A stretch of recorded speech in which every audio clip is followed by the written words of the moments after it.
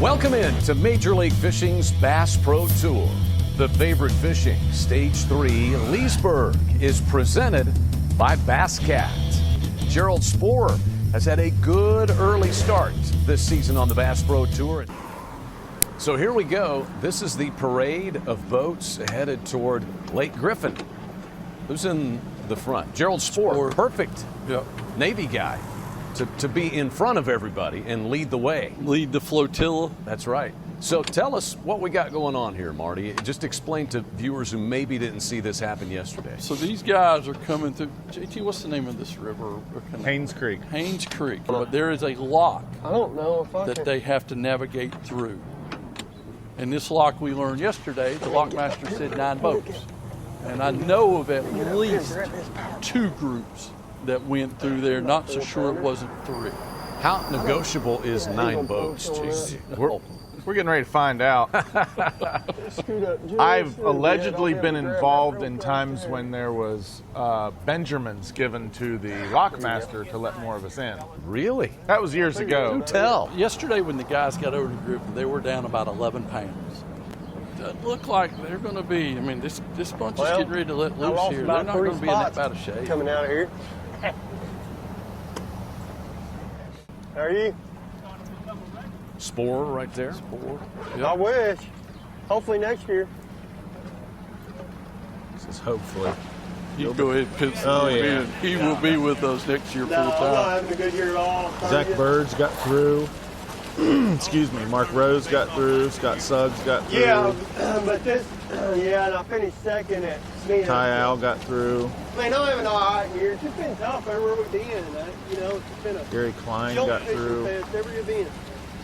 Gerald Sporer, of course, Sheffield. What's that? 2. And then the championship. Here's Sporer and Sheffield discussing. Figured I probably need to finish in the Tackle top Warehouse Pro Circuit. 35 in points to qualify full-time next year. Because I'm top 10 in points, I think, what they're taking. By our anglers today. Gerald Sporer was one of those, again, who had to spend some time going through Haynes Creek, through the lock, and to Lake Griffin this morning, and it has paid off in a big way. A couple of times, in fact, for Gerald this morning. He's got a pair of 4-pounders, a 4.4 and a 3.14. That's a 4-pounder in JT's book. Absolutely. And over 8 pounds to get things started for Sporer today.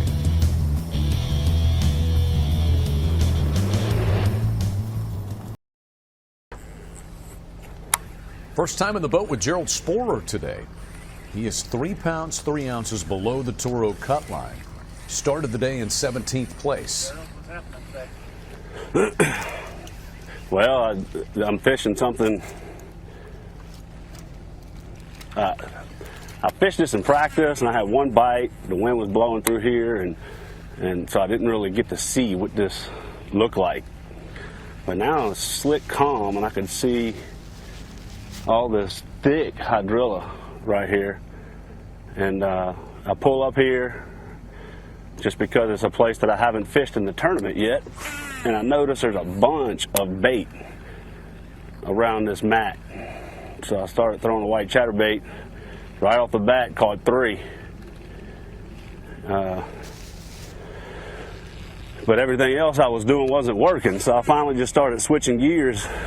One thing, when you come here in this format, you're kind of trapped in the lake that you picked. You don't have time to move around from lake to lake, so it was messing with me that felt like I was trapped or in jail. And I finally just started saying, man, I got to fish different.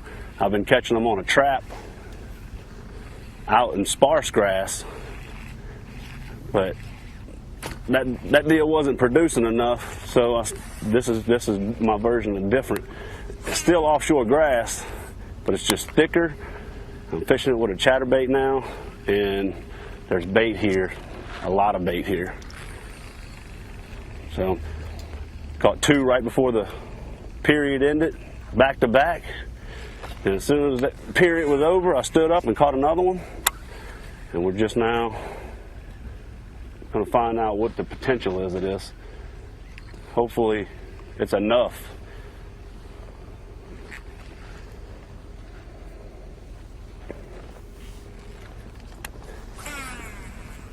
The area that he's in for the first time all day, he is fishing in the area where we saw Brett Hyatt, Cordiana, Takahiro Morey, all those guys that's been fishing at open water hydrilla in Group A. This is the first time a boat's even got near it in Group B. There's a lot of potential right here. And of course, Sporer has no idea this is where Brett Hite wrecked it for 2 days in winning Group A and going straight to the championship round. Gerald is 3 pounds 3 ounces below the Toro cut line. His lead is nearly 16 pounds again at the top. And here's Gerald Sporer, 4 pounds 14 ounces below the Toro cut line.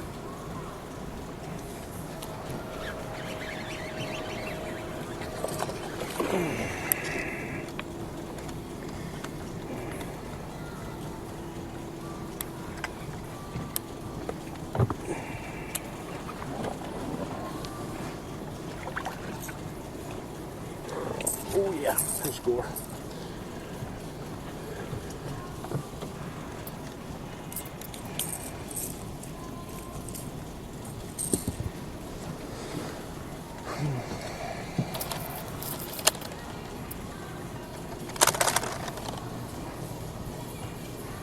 £2 3 ounces. One step closer.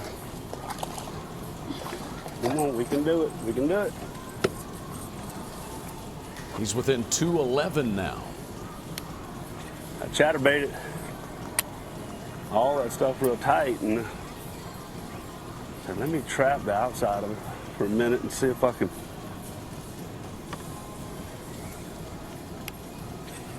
So much hydrilla right here.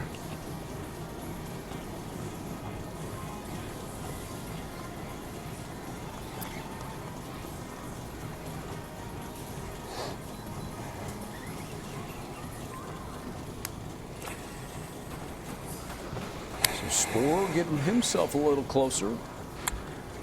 First couple of years on the Bass Pro Tour, Thrift. Andy Morgan is 64th in the Angler of the Year race. Jordan Lee is 68th, reigning AOY. Sporer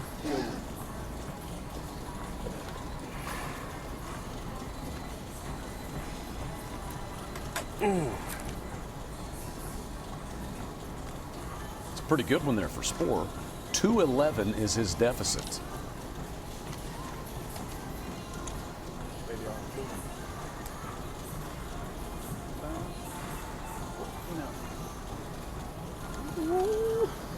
Move, baby. So Sporer gets in, that knocks Suggs out. Holyfield.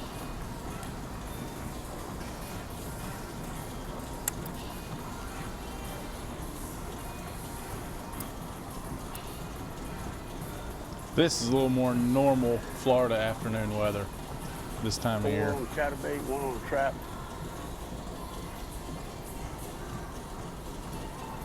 But catching them on a chatterbait and a lipless crankbait is not normal when it's slick glass calm like that. Hot, humid, and no wind? Yeah.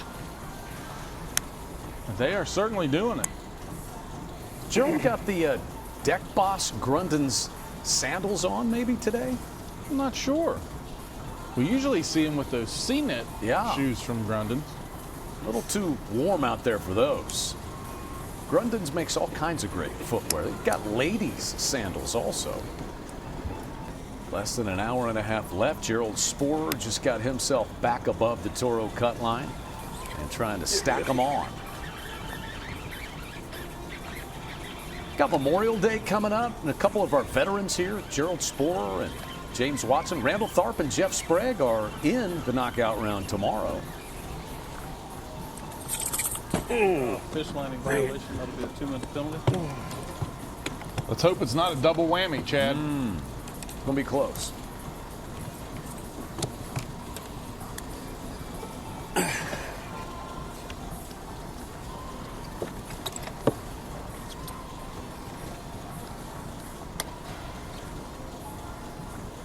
pounds, 14 ounces. All right. There we go. We in the cut right now and adding to it. That's the plan. I'm mixing it up between a trap and a chatterbait, half-ounce white chatterbait and a half-ounce Spro trap right here. Got it on. The trap's on 30-pound Seaguar braid, and chatterbait I'm throwing on 17-pound Brazex fluorocarbon. There's a big grass mat out here. There was a bunch of bait on it when I first pulled up, and the bait kind of went away for whatever reason. So I started trapping the outside and fishing the outside more than the inside, and we were on some fish. So hopefully it keeps going. Move on up the leaderboard. We don't have to worry about it.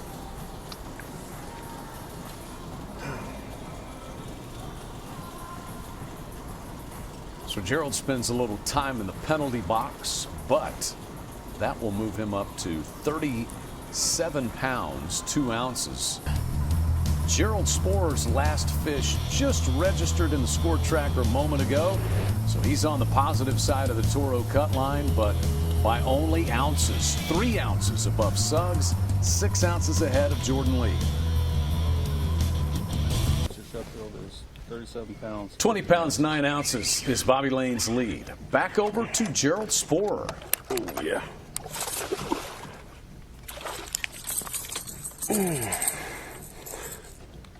Yeah, boy. Hit it right at the boat. That thing is hot. Put my knee right on that latch. 2 pounds, 14 ounces. All right. Making a push. 2 pounds, 14 ounces. I don't want to be worried about it for the last hour, that's for sure. I'd rather just get it done right now. Another one on the trap. All right, JT, here's the scenario.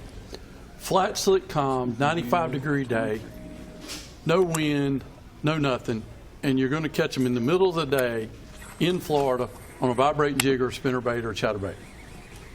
Normal answer would be no. Now I will never say that again.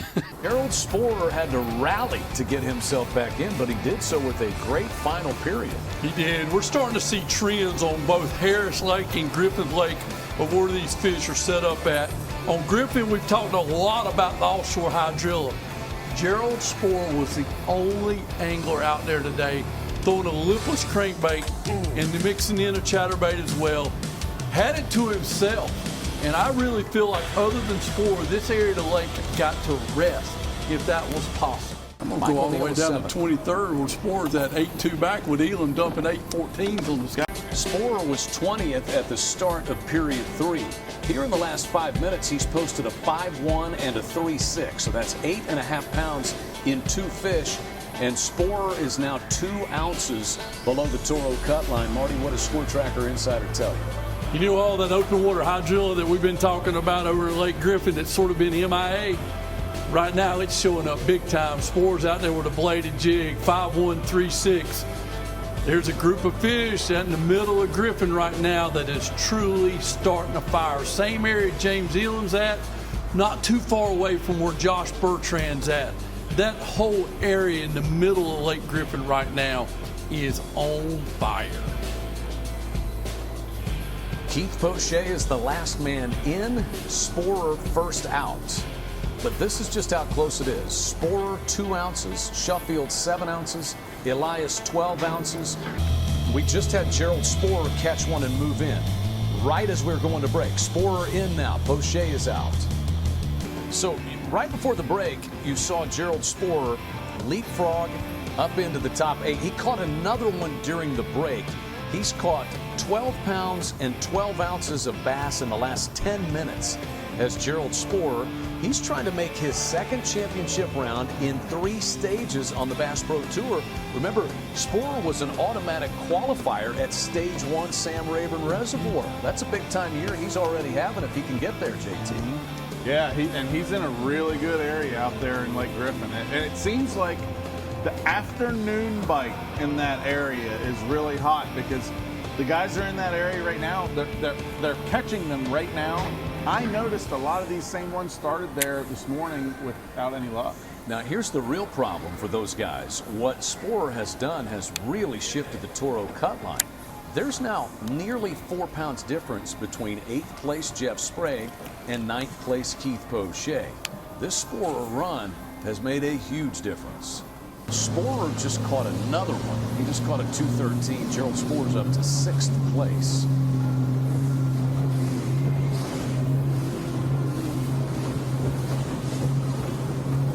So Sporer has caught nearly 16 pounds in the last 20 minutes.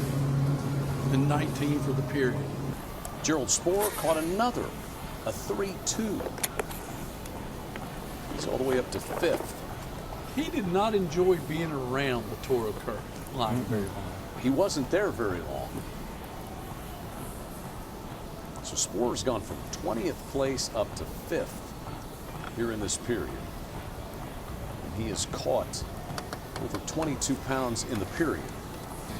Here's the way it finally stacked up. Brent Chapman's going to back-to-back Bass Pro Tour championships, and Ott Depot has a chance to win his 2nd Bass Pro Tour stage in 3 events this year.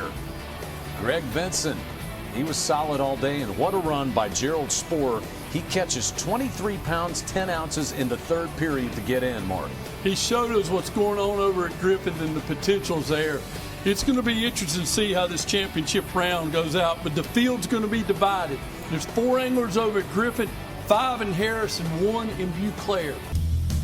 Championship day has arrived on Major League Fishing's Bass Pro Tour at the Favorite Fishing Stage 3 Leesburg, presented by Bass Cat. $100,000 in Bass Pro Tour glory on the line for our top 10 Titans on the Harris chain in the Sunshine State this week. Gerald Sporer blasted from nowhere to the top 10 in the knockout round yesterday. Can he win a championship? We had last-minute heroics in the knockout round yesterday. Some of those by Gerald Sporer. He caught over 23 pounds in the final period to go from nowhere to 4th place. And he's been hot this year. This is Gerald's 2nd Bass Pro Tour championship round in only 3 events. And before he launched this morning, he spent a couple of moments with our Stephen Scott. I am here with SWAT angler Gerald Sporer, and I don't mean to sound offensive, but in the 3rd period, I don't think a lot of people thought you were going to make that championship round, but you turned it around, went from 20 to 4th, 20 pounds, 4 ounces, and a 5-1. Talk us through that and where your confidence level was in the 3rd. Well, I think a lot of people counted me out for 2 rounds in a row, but I knew I had an area that only went off in the afternoon, and it scared me a little bit because it took about 2 hours longer than it did the day before. But I knew if I can get to that area when they were biting, I could make that push. You know, 40 minutes is, I think, what it took to turn that around and get up into that 4th spot. What were you thinking when that first one you said, man, is it on? Well, you know, I fished through what I thought was the best part, and then I noticed there was one little part that I hadn't hit yet, and I went in there and I started working that area, and right off the bat I caught the 5, and then I weighed the 5, stood up, caught the 3, and then after that I was right there at the cut line, and I said, oh yeah, it's happening now, and then I just kept catching them, and I said, I'm not even going to give them a chance, so I just put the gas on them. I'm sure you're not going to try to wait to the 3rd period to get it done. What are you going to change in the 1st and 2nd to try to get some momentum throughout the day? Well, you know, that's easier said than done.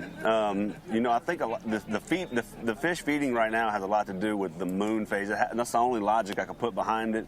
We got this weird, crazy, bright, full moon, and when practice was here, we was catching them really good. What would have been the 1st period, and then that kind of shifted to a midday thing, and now it's happening late in the period. Some guys have some areas that'll go off early, but not my area. So I'm real concerned if I can make something happen. I just want to keep up throughout the day. That way when my fish do start biting, hopefully they'll give me enough time to catch a bunch of them and make a push at that lead. Well, I got to tell you, one thing I guarantee won't happen is I will not count this guy out all day. No, we learned that lesson yesterday. Do not count him out. Marty, back to the logistics of locking through this morning for these guys. About a 40-minute run all the way up through this canal to get to the lock, and then it's about a 10-minute process. Then they still got another 10, 15 minutes, so it's about an hour, 15 to 20 minute I think Brett Hight's run. got pipes on that thing. Out about 5 to 10 minutes, but I think that Height and Sporer are going to sit down right next to each other. Oh, I know. He already tried just to my touch guess. me. It's going to be interesting. And I think there's enough fish there for both of them to do well. There is. But when do they start biting? Because they have. So the first day, when the wind was blowing, Height caught them all day long. Mm-hmm. Height's only fished one other day, but he didn't catch them till the second period. And you couldn't see none of the grass, and it was muddy. Gerald Sporer here. Chapman has a So it got 1 pound 3-ounce overlooked. lead on Skeet Reese The now. only reason I knew it was here is because I had marked it in pre-practice. So I came here and fished it anyway and caught one bass in practice.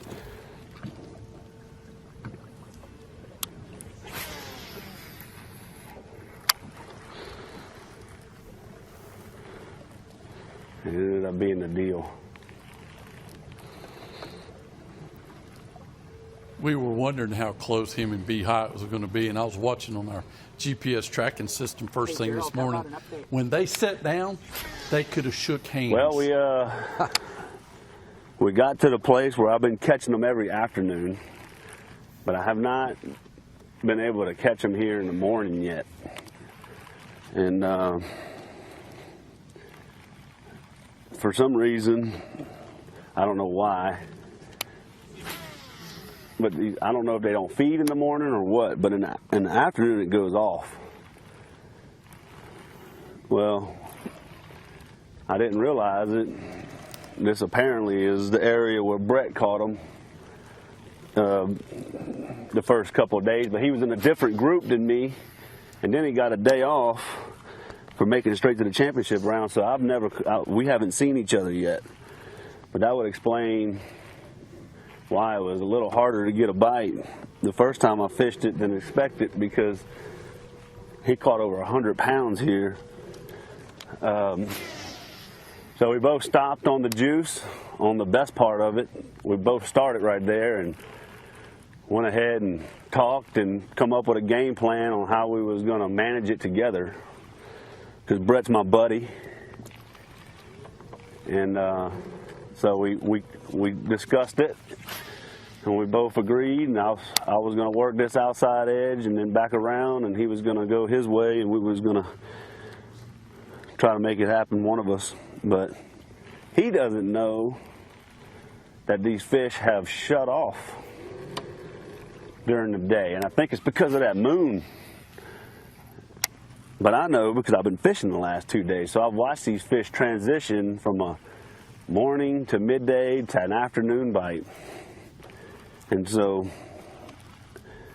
it's it's real important when the sun gets high, because I can see all this grass is a big giant grass flat, and I can see the grass and how the mats are laid out, and there's points and ditches and isolated mats, and then you can make those perfect casts to those corners and stuff. And that's really what the deal was the last few days. But right now you can't see anything. It's dirty and the water's low. And the sun's low, so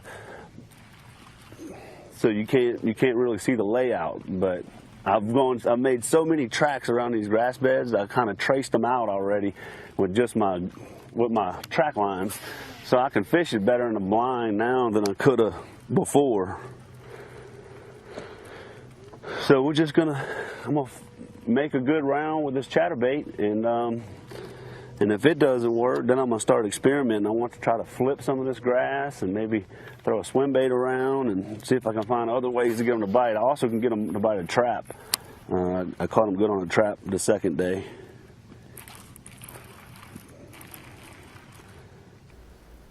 And we've heard Gerald Sporer say something about staying in touch with the fish, and Brett Height's had 2 days off. Sporer's watched these fish for 3 straight days now, so he knows up in their area on Lake Griffin what the fish are doing. Brett Height's still trying to figure those out. Height has yet to catch a scoreable bass. Neither does Sporer. He's not going to wait long to make an adjustment. Gerald Sporer is still looking for his first scoreable bass. So, Marty, let's dissect what we saw Sporer talking about a short time ago. He and Brett Height could have shaken hands when they landed on their spot, fishing in different groups, meeting for the first time this week here today, and the fish haven't shown up. No, first morning that we had out there, we had a lot of wind out there in Griffin and all over all this chain. And we had a major feed that morning from 7 in the morning to 9 in the morning. So weather and the feed collided, and Hyatt train wrecked him. And then his second day of competition, he struggled a little bit to reconnect. Spore's probably a touch more in tune with these fish, but I think Hyatt will end up making the right adjustments. But those fish, whatever reason, since that first morning with the wind and the good moon out there, have not bit early. Bobby is first, Chapman third, Ott is fourth in the points race. Right. Nothing's been decided here. It has not. And Sporer and Sprague are both in the top 20 also. Sporer's 13th. Remember, this is Sporer's second straight or second top 10 of the year. We run you back through some of the highlights on period one. Gerald Sporer, just one scoreable bass. He has had a productive afternoon bite. Remember, he caught 23 pounds in the final period yesterday, JT, but can he find enough today? He's going to have to speed it up. His afternoon bite has been really, really good. He was going to bounce around this morning, try to get something different going for the morning. It doesn't look like it's worked out for him yet. Lines in for period two. Gerald Sporer caught just one scoreable bass, but he has had a late day bite. Last year, our event down at Lake Fork, the championship day was on Lake Athens, so he's trying to become a three-time winner of a Bass Pro Tour event. We'll join Jacob Wheeler. We might. Here's Sprague. It looks like it. Or Sporer, I should say. Cost nothing away. 1 pound, 11 ounces. All right. Already. One at a time, baby. Thank you.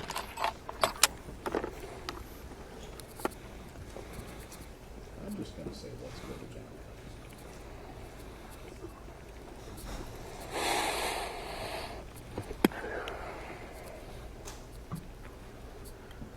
Should just get better as the day goes on. Gerald Sporer.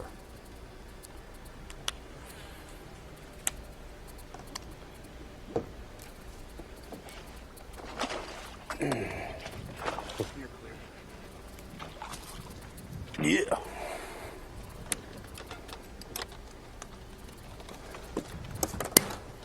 Come on, baby. Let's make it happen early. 3 pounds, 1 ounce. There it is. Couldn't get a bite here this morning, but we knew that. That'll bump Sporer up a spot from 10th to 9th. So you talk about the Angler of the Year race and not just winning, but qualifying for Redcrest as the top 40 in the Angler of the Year race will qualify for Redcrest. 6 of the 10 anglers in this championship round are in the top 40 coming into today. Morning. Sporer's one of them. He's 13th. Greg Vinson is 26th. Michael Neal, Skeet Reese, Andy Montgomery, and Brett Hite all outside the top 40, but they're going to move in with their finish here. So it's a big event for a lot of reasons. And then you have the AOY race itself, where Bobby Lane is first, Chapman third, Ott fourth. Yeah, that didn't, nothing changed. Hardly at all. And we have 4 more stages on the Bass Pro Tour. June 4th through 9th is next. We'll be at Chickamauga. Then St. Lawrence River in New York, June 25th through 30th. Champlain is in early August, and St. Clair up in Michigan, September 10th through 15th. I think here comes Brett. Sporer seeing Brett Hite over his shoulder. Looks like a little bit more wind out there early than what we saw You hit it yesterday. right there at the boat. Just like that 3-pounder did.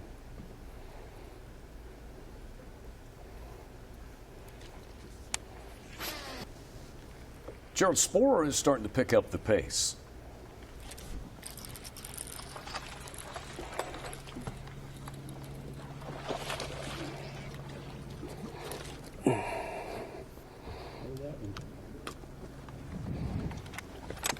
Looks skinny. 1 pound, 5 ounces. Too skinny.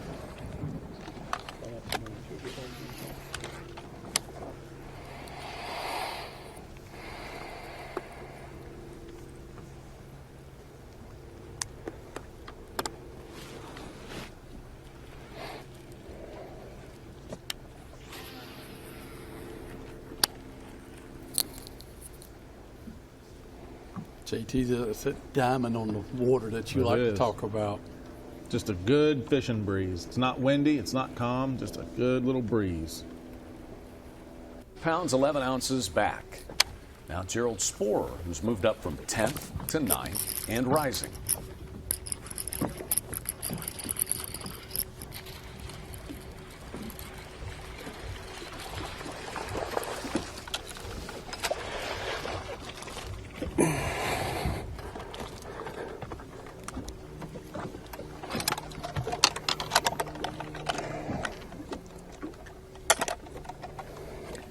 £2 pounds, 6 ounces.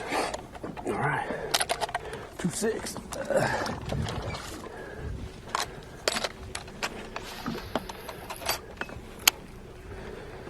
Up one more spot goes Sporer from 9th to 8th. I can start seeing these corners now. I don't know if y'all can see it on camera, but it's real important to be able to see this grass bed because I just caught that. It makes a little point in the grass. And being able to make those casts, those correct casts, right to those little corners. And in the middle, they got little holes. And throwing it right in those little holes. This is pure hydrilla. This is probably the biggest hydrilla mat on Griffin Lake right now. It's the best one I've seen. That's just pure hydrilla, no eelgrass. When that sun, And Gerald Sporer's moving on up. just know that was a good one. By the way he bit it, the boil he made. That's a big one. That's a real big one.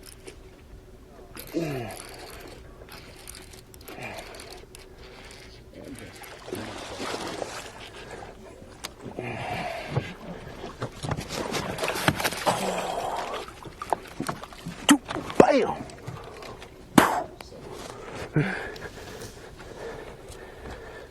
Oh. How about them apples, baby?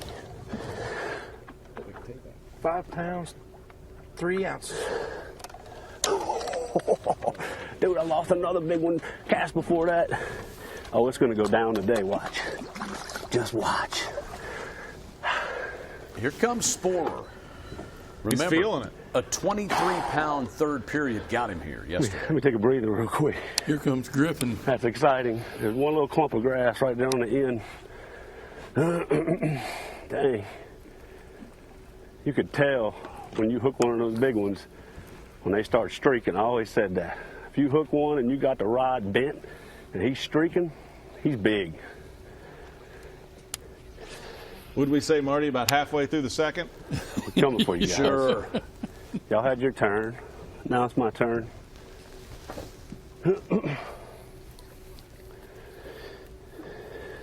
Gerald 27 Sporer pounds, has gone 6 from ounces. 10th to 7th here in this Bobby's still in period. 6th place with 18 pounds, 0 ounces. He's caught and 9 13 pounds, 6 ounces off pounds. the lead. He is climbing. He's one spot below Bobby Lane now. And just south of him, also on Lake Griffin, Gerald Sporer.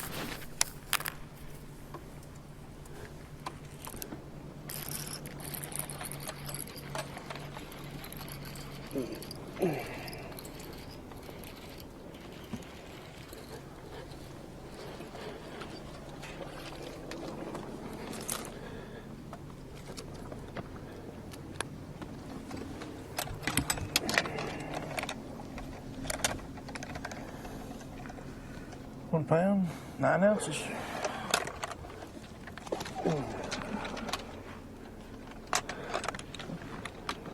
We got company?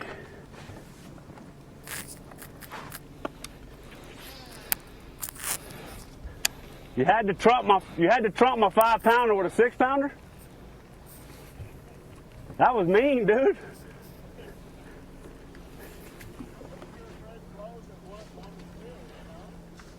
Hey, dude, I guarantee you this is going to come down between me and you. When these suckers start biting, Brett, it's going to be on.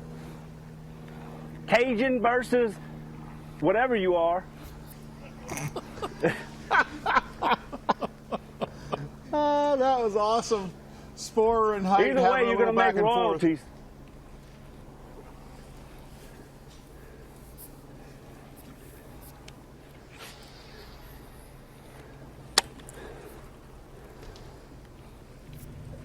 Back to Sporer.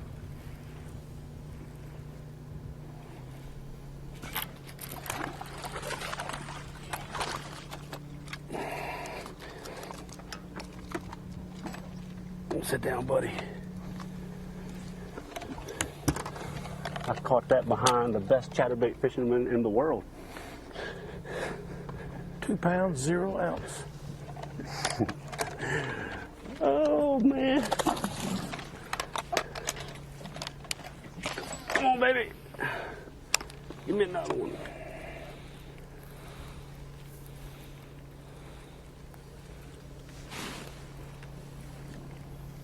Marty, we're getting us an old-fashioned dogfight here now. This whole field is tightening up. Everybody's catching them except for Montgomery. Montgomery's caught 1 fish this period. Over to Gerald Sporer. He was 25 pounds back at the start of this period. He did that in 10 minutes yesterday. He did.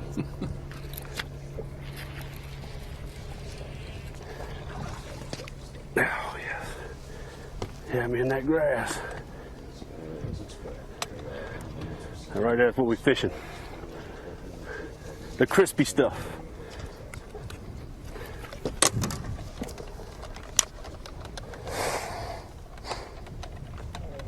£2.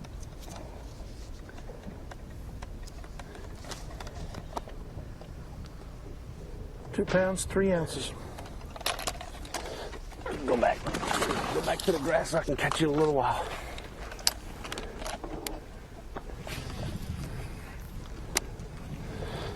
That's why I'm throwing this chatterbait on 20-pound Seaguar Brazex with an 8-to-1 reel. I'm floating this thing around the top of this stuff. When one eats it, you better turn that handle as fast as you can to turn its head, because every time they go straight for that hydrilla. He's caught over 18 pounds in this period, has Sporer. And the rod, I'm not throwing this thing on some soft chatterbait rod. This is a medium heavy 7-footer, because I want to be able to put the torque to these big fish around this grass. The grass is so thick, they go right in it. Can't play with them. He dropped that turn the handle lingo. That's the saltwater Seems to side be of working. him coming out.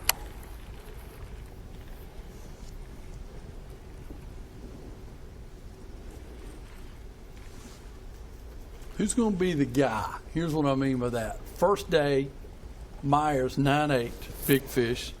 Second day, Schrock, 8.6. Third day, Elam, 9.1. Fourth day, Aaron Martins. Yesterday, James 8. Elam. Now keep in mind, Gerald Sporer caught 24 pounds nearly in the third period yesterday. And he's positioned himself pretty good. He's in 6th place. Sporer's only 11 pounds back. So we just kind of file that away. Will the big bass fire for one of these anglers late in the day? They did yesterday for Gerald Sporer in the knockout round. He's probably got some big punches left. Don't count out Gerald Sporer. He had the best second period of anybody. He reduced his deficit from 25 pounds to just 11 pounds, JT. Sporer's in Lake Griffin. He's fishing very close to where Brett Height is as well. He's got a vibrating jig working. He said he's just kind of trying to float it over the tops of the hydrilla and then dump it down into the holes and start retrieving it again. And has really started to begin to work well in the second period. We'll have to see how that works for him in the third and final period. JT, I think the angler maybe you have to be most concerned about is back in the pack in 6th place, and that's Gerald Spoor for a couple of reasons. Number one, he had the best second period today. Number two, he had the best third period yesterday in the knockout round, coming from nowhere to get here to this championship round. So one of the things that could really make him dangerous, and height, they're both in the same area. We know that height just absolutely smashed him, caught 83 pounds the first day of competition. This is a giant grass bed, and when I say giant, I'm talking about, I don't know, 40, 50 acres probably, maybe even more. That could harbor a huge school of fish, and if they turn on, just like we saw yesterday in the third period, he went on one massive run. I don't know exactly how many fish he put on the score tracker, but it was a pile of them. If he does that again today, only being 11 pounds back, he can erase that 11 pounds and pile on even more than that fast, quick, and in a hurry. Maybe Spoor can find the third period surge he found yesterday in the knockout round when he caught over 23 pounds.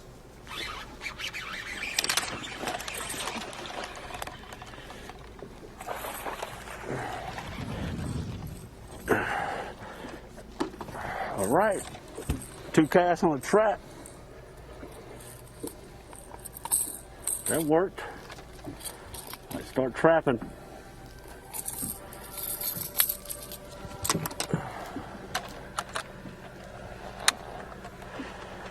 £2 1 ounce. Skinny. Ooh. This little sucker right here did his work this week too now.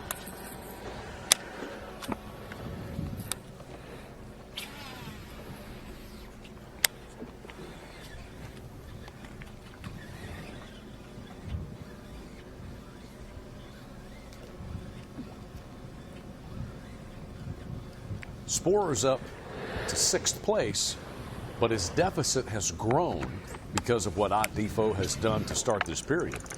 Well, this is about the time of the day yesterday in the knockout round when Gerald Spoor went on a run and caught 23 pounds in an hour and a half.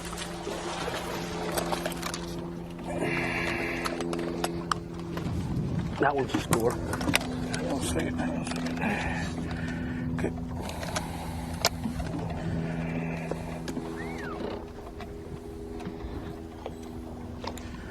£1 9 ounces.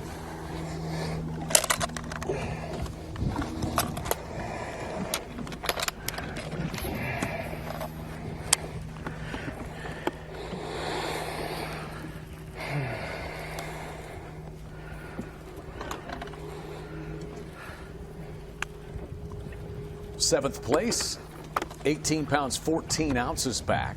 How about Gerald Spoor's year, JT? He caught 23.10 in the final period of the knockout round. He's made 2 championship round appearances in 3 stops this year on the Bass Pro Tour. Yeah, he's had a great year so far. He was over in Lake Griffin this week. The whole week he's been throwing a slim jig, a vibrating jig, mixing a worm and a topwater in there a little bit. Just another great event for the Louisianan Gerald Spoor.